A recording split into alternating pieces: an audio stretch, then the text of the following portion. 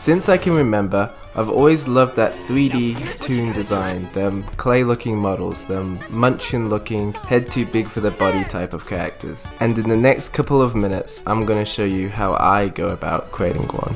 Quick disclaimer, this is not a beginner friendly tutorial. You will need a little bit of experience in Blender to follow along. This is more me showing my step-by-step process and workflow. Blender is my chosen software, well, partly because it's my only choice. I'm using Blender version 4.2, but most versions of Blender should work for this video. First, I start by selecting the Modifiers tab, select the Subdivision Surface modifier, turn the viewport to 3.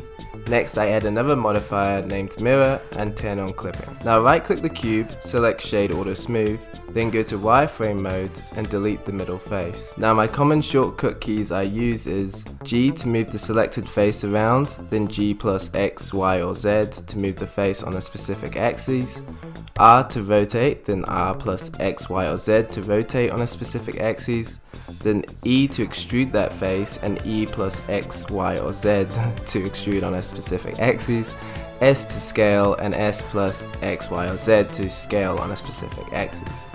Then I also use Ctrl R to add loop cuts quite often. Now let's start. First, I start by modeling the basics of the body, the arms, hands, legs, and feet. And during this process, I have multiple reference images opened up on my second monitor.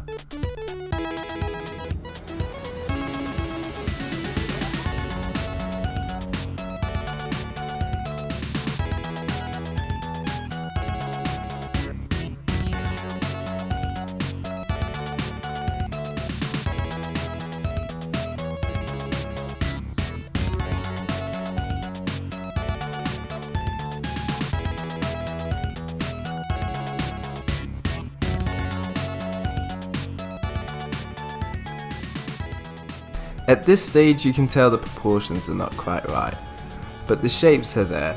Next I start on the face, but my first design wasn't great, so I had to restart. This time I dragged in a rabbit face for a guide.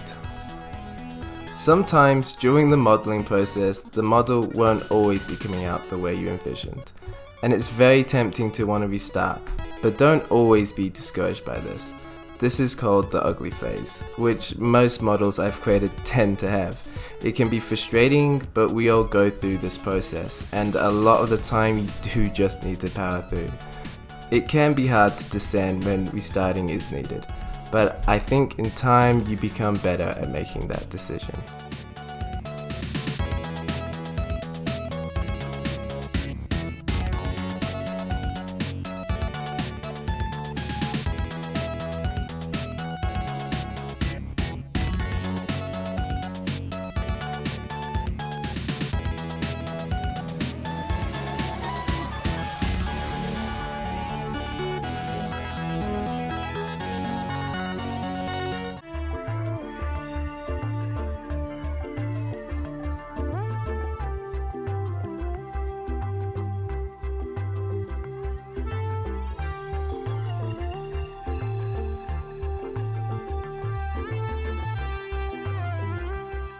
Quick note about the eyes, if you're making this for a game or something where performance is a factor, you definitely want to hand paint these or use a texture for these.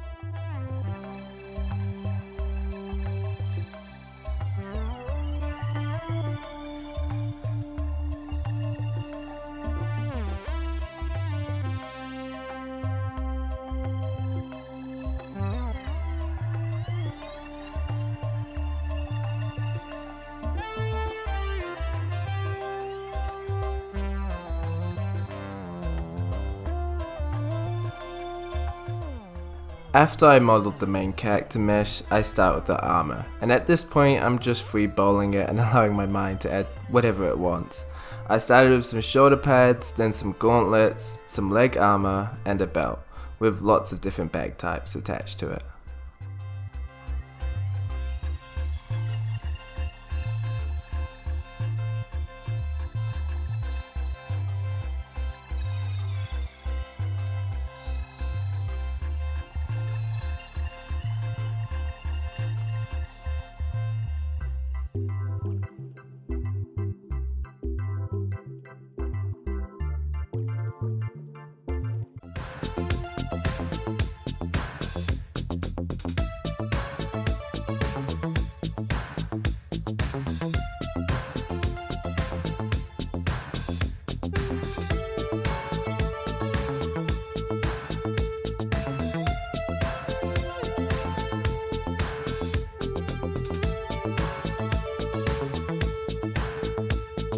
Now when colouring the character, I mostly just use separate materials. Except for the rabbit fur, I used a gradient, so I could add lighter patches to the belly, mouth, ear, and tail of the rabbit. Once you are happy with your model, you want to apply the modifiers. I start by applying the mirror modifier, then the subdivision modifier. Now depending how performant you want your character to be, your next steps will vary. For me, I could turn the subdivision modifier down to 1, click apply, and I was happy with that topology. You can even turn the subdivision modifier off sometimes, and you may find that you've created a pretty cool looking low poly character, like Link from Ocarina of Time. Sometimes I am not happy with the result at level 1, so I will have to take a more manual approach. While keeping the subdivision at the lowest level that you are still happy with, click apply and then holding Alt and Shift, select the edges that aren't needed.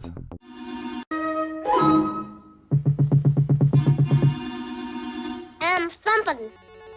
That's why they call me Thumpy Thumper.